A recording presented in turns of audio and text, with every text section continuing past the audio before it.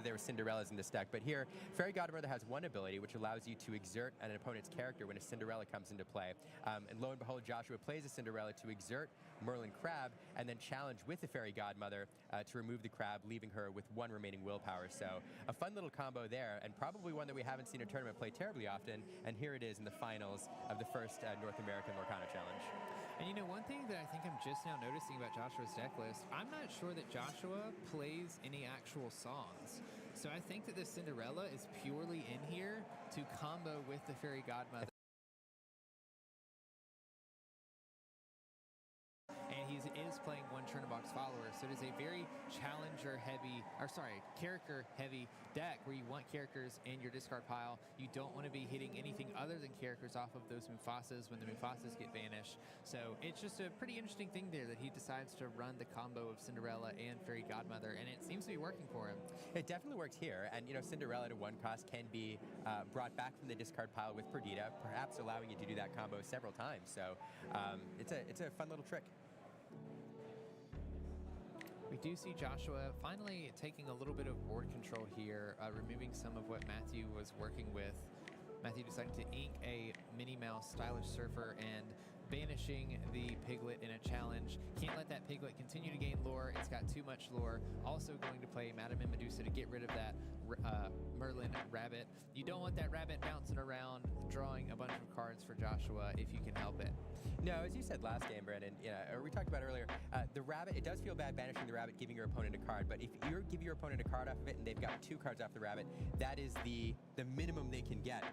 If they do some bounce shenanigans and draw multiple cards, it feels even worse. So removing it is probably the best option.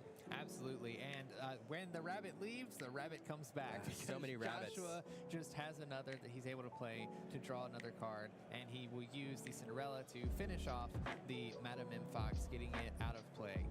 Yeah, we talked about last game how we moved into a second phase of the game, I think, with Ruby when we get to turn 6. And here, just like we talked about Matthew hitting his one of his 6-cost removal cards with Madame Medusa. So now on Matthew's next turn, the removal options are really going to open up, and we're at a point in the game where Joshua has to think a little bit more carefully about what he's putting on the board to make him vulnerable. Yeah, Liam, has the stream frozen or something? I could have sworn that just a couple turns ago, Matthew got rid of the Piglet and the rabbit, and they continue to still be on the screen somehow. It just looks like every time... There's a glitch in the Matrix. Yeah, there's a glitch in the Matrix. Matthew continues to remove these characters, and Joshua just seems to have them to play again, except this time he does get a Pascal. Pascal will, of course, have evasive because there's another character in play, and Pascal and Piglet sort of play off of each other. They each care about other characters being in play, Pascal having evasive, Piglet gaining extra lore. We do see Matthew play another Medusa to get rid of that rabbit, saying, I did it once, and I'll do it again. I don't want you drawing any extra cards off of this rabbit. I do think these might be key plays down the road, because this deck, I think Joshua's deck, has a lot of cards that are low cost, and it has the ability to go wide, but at the cost of cards in your hand. And without those rabbits and being able to use them to maximum effect, I think this deck could stall out. So getting rid of those rabbits could pay off. But here we have the Mufasa, which he failed to find in game 1. Mufasa, just a great card, 2 lore on the board, so it can press and get you closer to victory. But more importantly, when it's banished in a challenge and goes to your discard pile, you can look at the top card of your deck, and if it's a character card, you can put it in play for free. Yeah, it is a really strong card, especially in a deck that is so character heavy and plays quite a few characters that you'd like to see in play. Playing those, we've talked about the Cuscos, the Piglets gaining a bunch of lore, even something like a Rapunzel. If a Rapunzel gets pulled off of the top and you have a damaged character, you can immediately heal something and draw a bunch of cards. So also another fun interaction here is the Madame Mim thing as well. If you pull a Madame Mim Snake or Madame Mim Fox off of the top of your deck, then you can bounce one of your maybe exerted characters that are vulnerable that Matthew decided not to challenge if he decides to get rid of the Mufasa first. So Mufasa, I think, is a really great card in this deck for those reasons. One thing I have to correct, I misspoke and said that Mufasa has to be banished in a challenge for that to work. It's not. It's banished, period. Oh yeah, banished at all. Yeah, which is one of the reasons it's so popular, because when you're playing a deck, for example, with Be Prepared, and your opponent clears the board, that leaves you immediately with a character on the board, allowing you to build your board state faster than your opponent.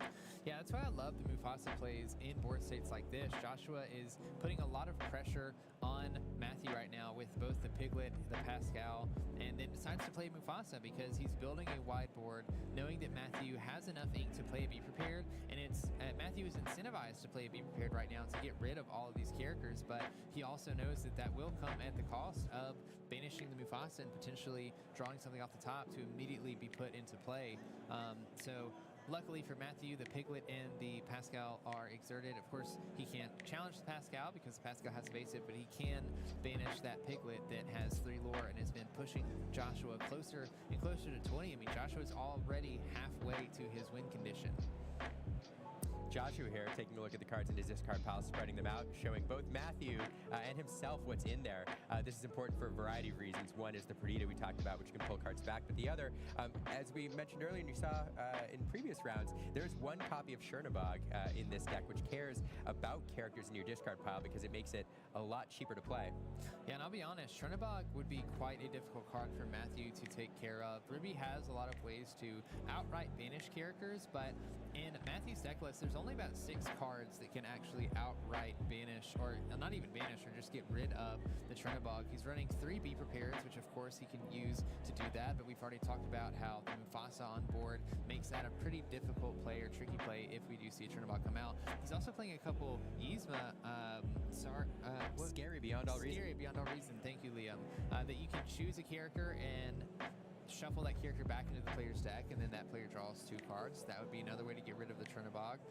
Or Matthew's also playing a single copy of Lady Tremaine, which your opponent has to choose a character to banish when Lady Tremaine is played. So you would have to have just Chernobog on Joshua's board in order to even do that. So not a ton of options for Matthew if that is in the cards. I'm not sure if Joshua has that in his hand or not, or if we're anywhere close to that, but something to keep in mind. Yeah, absolutely. Joshua here questing for 3 with 2 characters. One that he doesn't mind losing terribly much in the Mufasa, and 2 the Pascal, which should be fairly safe from a challenge. Yeah, the fun thing about Mufasa is it's just sort of teasing or tempting Matthew to say, you need to banish me, but I know you don't want to banish me. I'm going to continue to gain 2 lore every turn that you allow me to until you banish me, and then when you do, I'm going to benefit off of it. Now, this is a very aggressive play, and it's a little bit risky because what it's opened up for Matthew is the ability to challenge the Mufasa, get the card off the top deck, and then play a Be Prepared, leaving Mufasa not there on the board to get a character back when the board is wiped. So here is exactly what Matthew's doing. He's banishing Mufasa, bringing back a Perdita, which immediately gives him the effect of pulling a character of 2 costs or less back from the discard pile to play. Joshua choosing Kuzco, a card that will get him a card when it's banished. So now Matthew has the ability to play the Be Prepared without triggering the Mufasa. Joshua, of course, knew this and chose to pursue the lore, getting him to 15, knowing that this was an option and deciding at this moment to strike, and I think really push his lore total. Yeah, this is one of those situations where he's telling Matthew, you either have it or you don't. If you don't have it, I take this game and we go on to game 3. If you do have it, then I think that's why he chose the Kuzco in his discard rather than something like the Piglet, because if Matthew decides to play Be Prepared, both the Rabbit and the Kuzco would be banished, and both of those would draw a card off of the Be Prepared, giving Joshua some more cards in hand. And we do see that Be Prepared being played after Matthew played a Madame Snake, and I missed what he picked up. What did he pick up there? He picked up a Madame Medusa. Okay, there we go. Yeah, Which definitely makes sense. Just keeping another answer for whatever Joshua has to play after this. So here we are, clean slates, over to Joshua to rebuild the board. Yeah, having refilled his hand just a little bit, like we mentioned earlier with the Kuzco and the Rabbit. We'll see what he drew into. We see another Mufasa coming in alongside a Kuzco and a Cinderella. Man, Joshua just refills his board so quickly. Playing the Mufasa. Now, of course, Joshua knows that the Madame Medusa's over there and able to banish something, but playing the Mufasa saying you can remove it and try your luck. Yep, try it again. We'll see what we pull off the top. Joshua checking Matthew's discard right now, probably seeing how many removal options Matthew might still have, because this is sort of a game of attrition. Joshua's going to continue to play characters that continue to bring back characters or bring other characters into play that he doesn't have to play for, or that he doesn't have to pay for, and Matthew is going to have to remove them, especially because Joshua has such a lore lead on Matthew right now. Matthew doesn't have the luxury of keeping these characters in play and letting him quest too much because, I mean, Joshua's an Amethyst, and we know what card is an Amethyst. It's the GOAT. It is the GOAT. It's the GOAT. And that's the thing, you know, when you look at these Amethyst decks that run GOATs, especially GOAT bounces, you know, 20 lore is the win condition, but 18 is really kind of the danger area. 17 even, 17, 18, 19. So Joshua's looking to push his lore there, and at that point, if we can just draw the game out, he'll eventually draw into a GOAT, which he can use to win the game. Yeah, absolutely. It's something that Matthew has to keep in mind. And we see him trying to slow down Joshua a little bit by playing the Rabbit, also playing the Madame Medusa to banish some of Joshua's characters. And we see Joshua, and it just makes sense. He's pushing his lore. He's so close to 20. He wants to get as close as he can, keeping the aggression on Matthew, trying to finish out this game.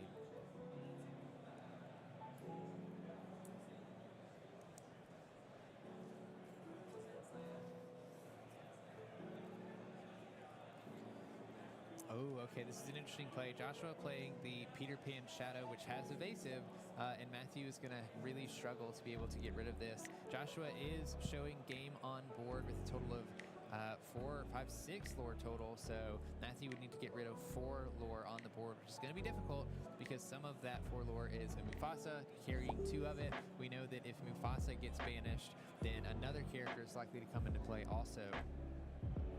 Absolutely. Peter Pan Shadow, we talked before about the versatility, giving your rush characters evasive, but here it's serving as a lore battery. It has 2 lore and just 1 more 2 lore character for Matthew to deal with. Really looking for another Be Prepared here probably is his best option. Yeah, and even after a Be Prepared, Joshua's going to turn a card over off the top of his deck and play it immediately.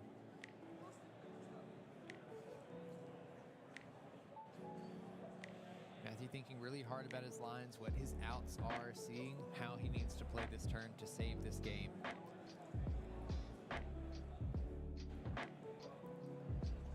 Matthew starts by challenging the Cusco, banishing it, and picking the Rabbit back up with Madame Snake, I imagine, to draw a card, see if he draws into an answer. He can also play the Rabbit again to draw another card to try to find another answer to just slow Joshua down a little bit. Unfortunately, you play Rabbit 1 more time, you draw another card. Even if you ink this turn, you have 5. Most of your removal options are at 6. So really, at this point, forced to use whatever he has in his hand. Banishing Pan's Shadow there, but still leaving 3 lore on the board, which is enough to close out the game. Here goes Madame Medusa into Fox, removing that 1 lore. Now you have Mufasa standing alone with 2 lore, not able to close out the game on his own, but still getting you that much closer. Yeah, Matthew had to get rid of that Peter Pan Shadow first because Madame M. Fox has Rush, and Peter Pan Shadow gives your Rush characters evasive, so it was nice for Matthew to have that Madame Medusa to get rid of the Peter Pan Shadow, remove the evasive from Madame M. Fox, so then he could challenge it with his other Madame Medusa that he had played previously, and remove that from board, leaving just the Mufasa, which can only quest for 2, but like we've said, if Joshua finds something like a Merlin Goat, that's all that it's going to take to end this game. We see Matthew playing a Maleficent Sorcerer, which lets him draw a card when he is played, and that is all of his ink, I believe, so he's deciding what he wants to do with the rest of his turn. He's just going to pass. We'll see what Joshua picks up here. He immediately quests for 2 with Mufasa. It doesn't seem like he has a goat in hand, otherwise I imagine we would have seen it already.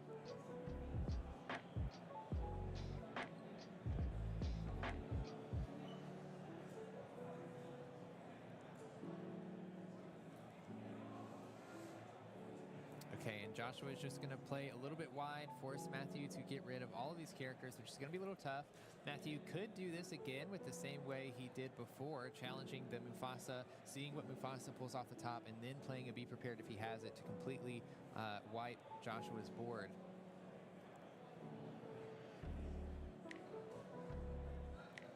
We see him challenge the Mufasa with the Madame Medusa, pull off a Fairy Godmother off of the top. Nice card to pull off the top deck. Exerted.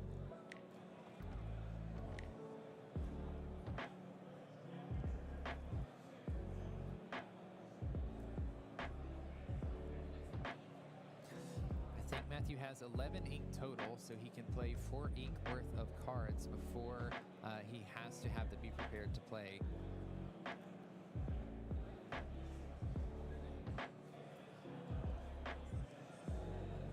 And there it is. The Be Prepared. He had it. He had the Be Prepared. We'll see if he has anything else in his hand. He still has a couple ink, I believe, that he could at least develop something, get it on board before Joshua is able to play other things as well. And we see he decides to play Merlin Rabbit, draw a card, and just dig a little bit deeper into his deck, hopefully keeping or finding some answers for whatever Joshua is about to play next. You know, this game is close. It's still not unwinnable for Matthew, believe it or not. You know, you always play to your outs. Matthew here doing exactly that, putting things on the board, drawing another card.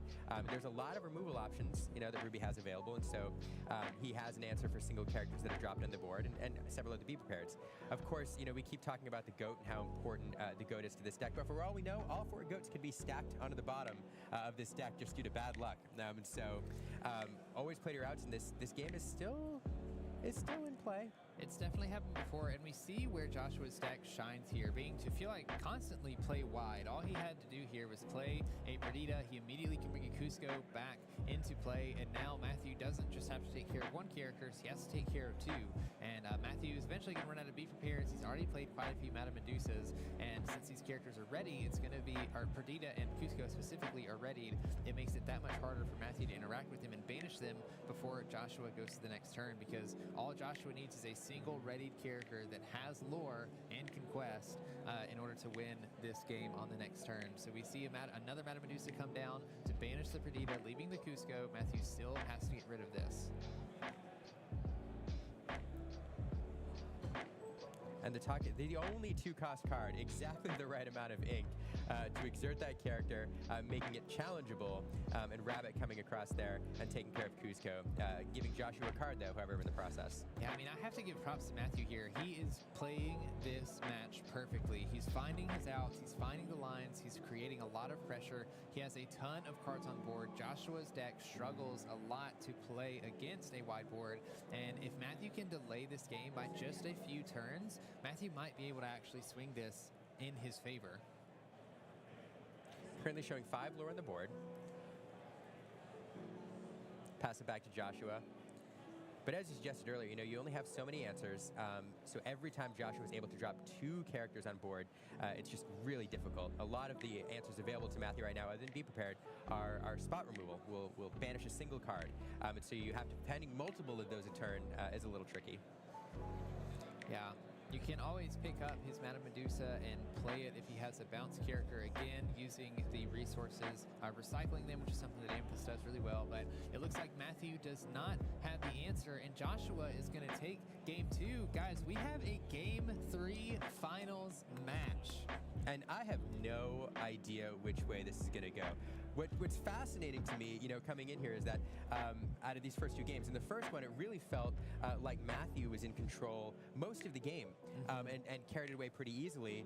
And then in the second game, Joshua really felt in control the entire game. And so going into game 3, I have no idea which way this is going to go. Yeah, I think Joshua did such a great job that last game at using his cards to the most efficiency. So he was able to continue to play a wide board and just force Matthew to play this game where he was constantly answering his stuff. And as soon as Matthew answered Joshua's board, Joshua was ready to respond and play something else like a Perdita to bring back other cards. And so Matthew just eventually started running out of resources to play to get back into this game. And I feel like you said, game 3 could go either way. We've seen a game in which Joshua won. We've seen a game against Matthew won. Both of them now have a really great understanding, or should have a pretty good understanding, of what each deck is trying to do, and they're going to have to play to their outs, just like we saw Matthew doing in this game too.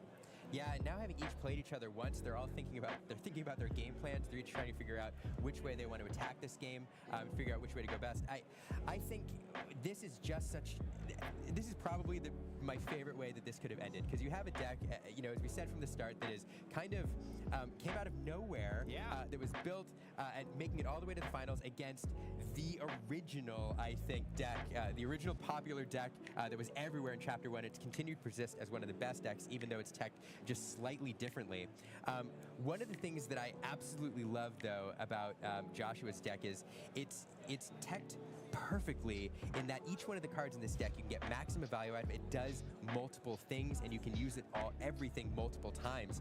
So each card, if I had to count the number of effects that Joshua got off of a single Cusco, or a single, even Cinderella, bringing to play, exerting a character and coming back, gosh, I'd run out of hands. Yeah, I mean, when we look at Joshua's deck list, it really seems like he has an answer for everything. Any sort of board state that he has, if he has a bunch of characters in his discard, he has the Perdidas that he can bring them back. If he has not a lot of characters in his discard, he can play his Mufasas, or if he's trying to build a wide board against Ruby Amethyst and wants to get away from something like a Be Prepared, he can play those Mufasas instead. We didn't see the Chernobog that game, but the Chernobog could be a huge threat that could come into play playing against Matthew as well.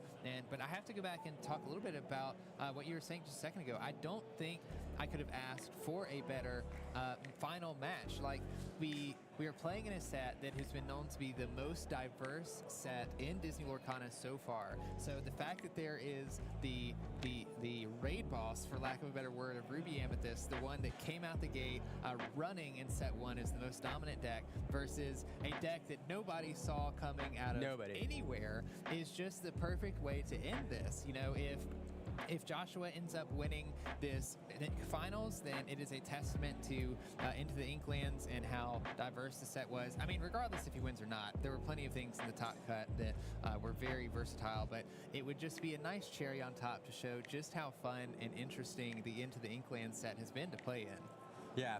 As we're going to talk real quick about what we think the keys to the victory are here for each of these decks in Game 3. As we're doing that, if you're in the Twitch chat, we want to know, which deck do you think is going to come out on top, and which deck do you want to see win? I'm pretty excited. I bet you if we were to poll Twitch chat right now, we'd get a 50-50 response, and that's, I can't make up my mind either. I can either. Like, it could really go either way, and it might genuinely come down to just which person draws the best cards. It may not even be in their control. They're two very good players. They've had to go through almost 2,000 other players to get here, so they certainly know what they're doing. They are world-class players, to be honest with you, and so it's not a matter of skill. I think it's going to be a matter of what they can do with the hands that they're dealt.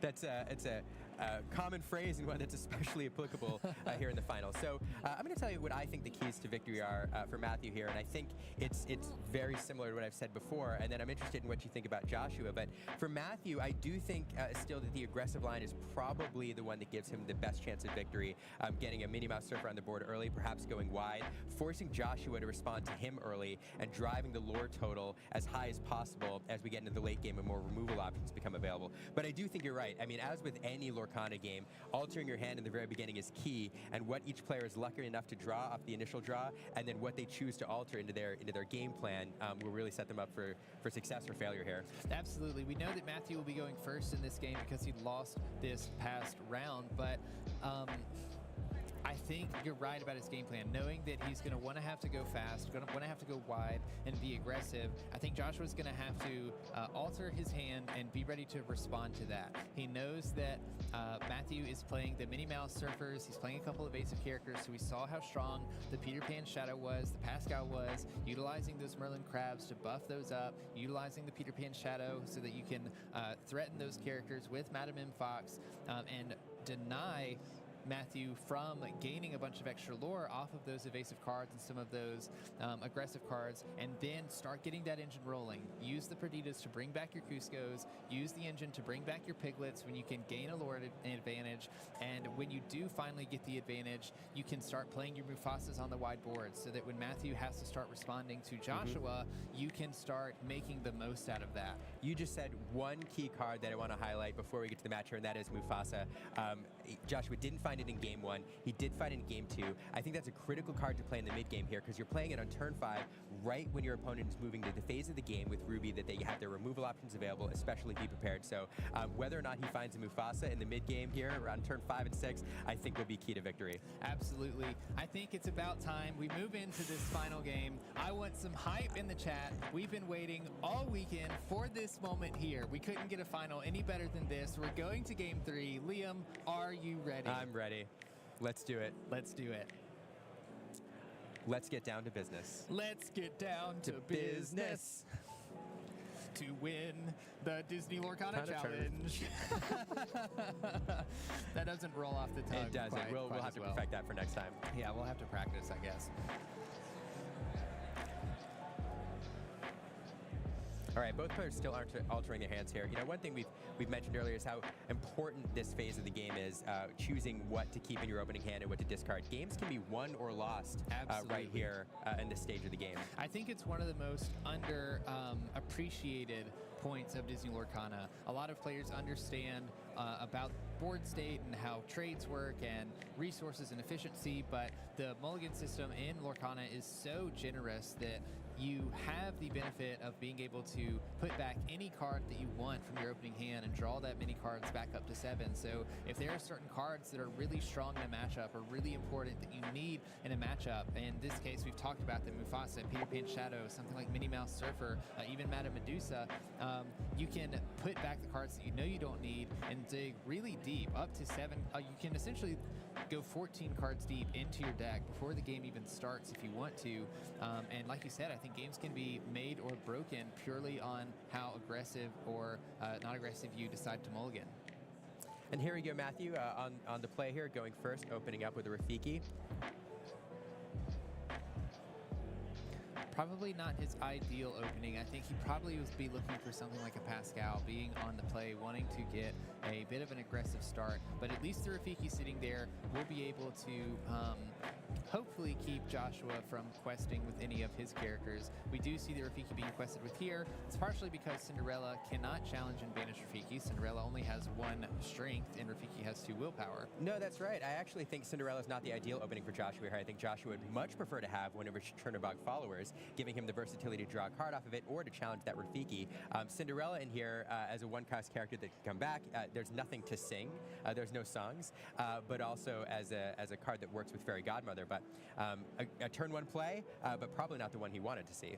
Yeah, and we see Matthew doing something that Amethyst does really well. We've seen it all the time, playing your 1-cost character, questing with that character, bouncing the character back, and Joshua follows suit, doing the exact same thing with Cinderella, snakes staring at each other. Across the board.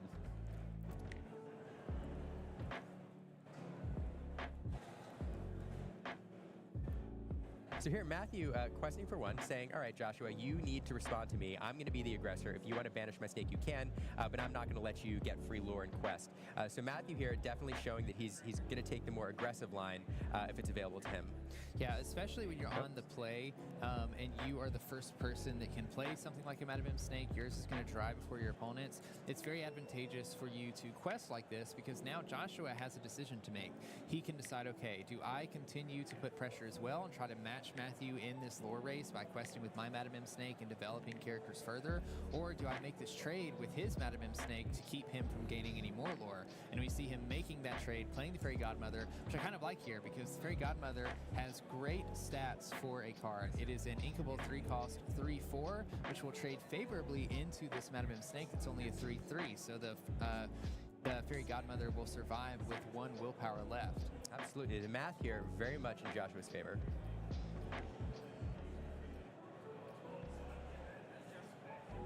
As you suggest, with Matthew taking the more aggressive approach here, he'd probably like to quest with that snake if he could, but unfortunately, Fairy Godmother shutting that down.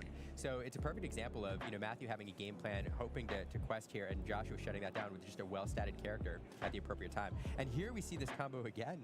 Yeah.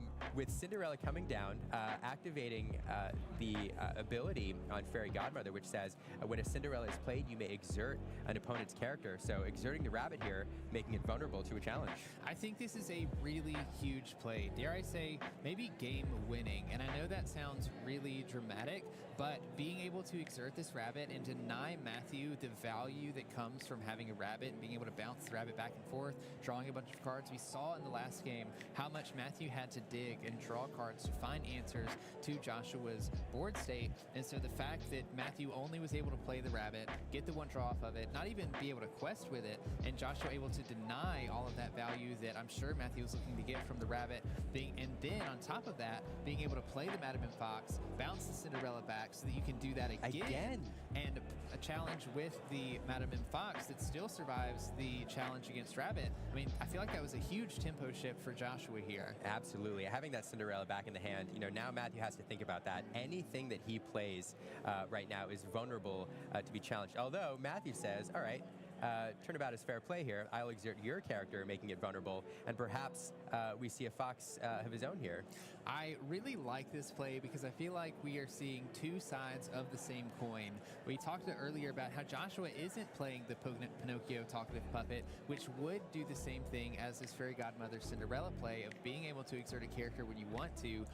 So we see both of those options happening, and so Matthew exerts the fairy godmother. We'll see if he decides to challenge into it, and if he has something that he can something else he can challenge with it to banish it.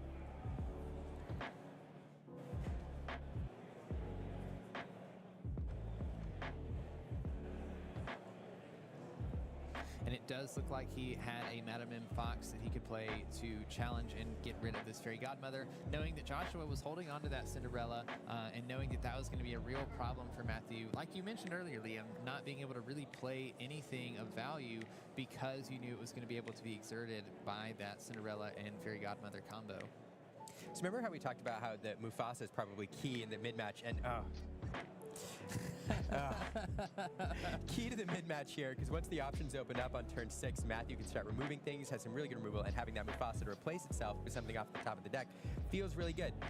What you don't necessarily like to see is the Pascal, a card that doesn't give you a ton of value for that Mufasa when it's removed, but nonetheless able to quest here. It gets evasive because Joshua plays a couple Cuscos, so getting a lore, but probably would have liked to see something bigger. Now, one of the risky things about Mufasa is that it can be a really strong card. It can play cards from the top of your deck that have very strong interplay abilities. Sometimes it misses like this and plays a Pascal, and the most risky part about it is every one of those cards interplay exerted. So Pascal, of course, only has evasive when there are other characters on board. There, of course, were not any other characters on board, but luckily for Joshua, Matthew also didn't have any other characters on board or any rush characters that he could play to challenge the Pascal before Joshua was able to respond with 2 Cuscos, ensuring that Pascal stays safe with evasive and being able to use it to his full ability. But now, of course, we're reaching turn 7. So Joshua now, thinking about what to play, but knowing that be prepared is an option. So Joshua, of course, would love to go wide at some point and push his lore total, get closer to victory, but has to think about doing that in a controlled manner, knowing that the be prepared is coming. I wonder if the Mufasa came out a little early, because we talked about this and we saw it in the previous match where Joshua was able to build quite a wide board, and then around when turn 7 came around, when you're a little bit scared of a be prepared coming down, you can play a Mufasa and say, you can try to be prepared me, but I'm immediately going to pull something off the top of my deck and play it. And instead, Joshua decides to play Merlin Goat, gaining a lore when it enters play.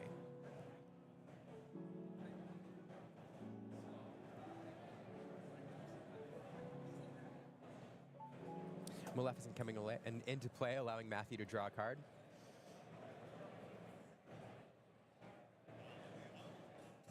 And another talkative puppet, exerting Merlin Goat, making it vulnerable to a challenge, and we'll likely see perhaps Madame Medusa come in here and remove that goat so that Joshua doesn't get any more value out of it.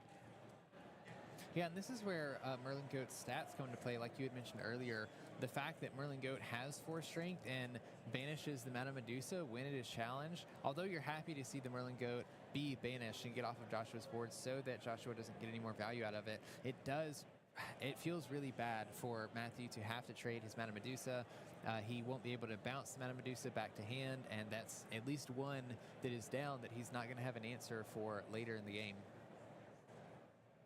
Here we have Perdita, another card allowing Joshua to maximize the value of the cards in his deck. Pulling back a Snake, not a move we've seen before. A Snake doesn't give you any effect when it enters or leaves play, but it's a very well-statted character. And so a 3/3 now on the board for free with the Perdita play. Yeah, there's an interesting thing that happens when Perdita manages to bring Madame M Snake back, in that normally when Madame M Snake is played, you have to bounce a character back to your hand, or else the Snake just becomes banished again. So you can do this really fun thing with Perdita where you pull the Madame M Snake back from the discard pile and play it, and that gives you an opportunity to take a card off of the board of yours for free back to your hand that's exerted, and we saw him do that with the Pascal. And save it from the Be Prepared. And save it from the Be Prepared, exactly. We do see the Be Prepared come down from Matthew, clearing the board, resetting the game, and this is honestly still a really tight race. Matthew is only at 6 lore and Joshua is at 10, but I mean, comparatively, that's not super far off, and we do see Joshua come back and respond with the Bertita plus Cusco combo, one that we are getting familiar with the more we watch Joshua play this deck. Absolutely. What I love about what Joshua did there, Joshua knows the Be Prepared is an option, and he's trying to put enough lore on the board that Matthew has to play it so that Joshua can then get into the post-Be Prepared phase and start to rebuild his board. So he could have and there's another Be Prepared.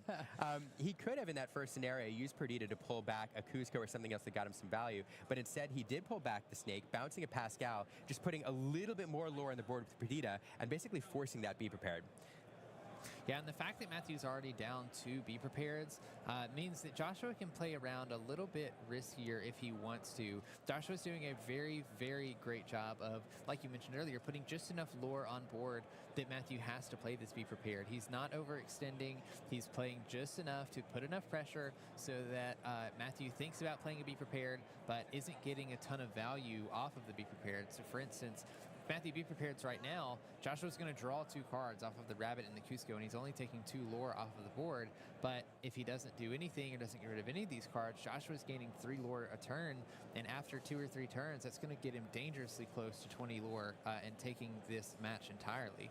Yeah, this deck is really shining right now, and you can see what it's trying to do. With this amount of ink on the board, every time the Rabbit or the Cusco is removed, with a Be Prepared or anything else, giving Joshua 2 cards, he can probably play those 2 cards with enough he has enough resources to do it. So every single turn, he's playing 2 or more characters, it feels like, forcing Matthew to respond with significant removal and not single character removal. And Matthew doing a great job as well, using this talkative puppet, the Pinocchio talkative puppet as best as he can, playing it and then bouncing it immediately with the the Madame Mim Fox so that he can challenge, and now he has that talkative puppet back in hand to do it again if he needs to answer a threat. This is not the first time we've seen Rapunzel play for the lore alone. Rapunzel has a great ability allowing you to heal a character when it comes into play and drawing cards for each damage counter removed, but here being used purely as a lore generator, I believe, getting out on the board and threatening 2 lore next turn.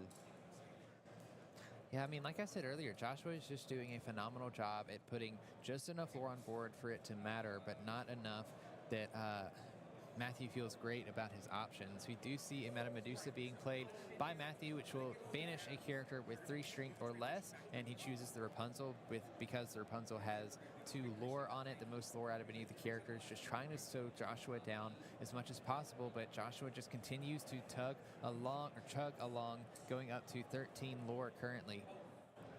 Yep, and see, this is why that Rapunzel play was so big. Playing that character with 2 lore, forcing the Madame Medusa to respond to that, leaves the Rabbit in play, where I'm sure Matthew would have much rather removed that if left to his own devices, because Joshua now getting extra value out of that Rabbit, bouncing into his hand, drawing a card, playing it again to draw a card, and giving him even more characters at his disposal to flood the board. Yeah, and now it's getting really dangerous.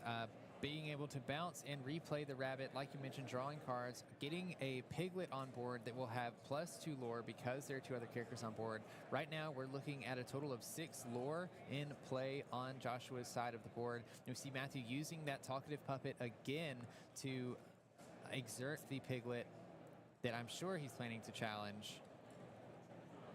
Oh, okay, so we see the Gizmo being played on Matthew's own talkative First time. Pinocchio talkative puppet. He knows that the talkative puppet has done a lot of work this game. It doesn't need to be banished. This is a play that allows Matthew to draw 2 more cards, maybe bringing him closer to answers that he needs, while making sure that that Pinocchio doesn't go into his discard, so that hopefully he can draw into it again when he needs it to continue to slow Joshua down with the characters that he's playing. Yeah, Yzma's a very versatile card. We've seen it work into a variety of lists here once Into the Inklands came out. It serves as card draw for you. It also serves as removal. So in a pinch, you can remove something of your opponent's, perhaps a Chernabog, send it back into your opponent's deck, but allowing them to draw 2 cards. But I think it's most often used for card draw, because not only does it give you 2 cards, but it also now has 2 lore, and it's a card you can use to drive your lore total a little bit.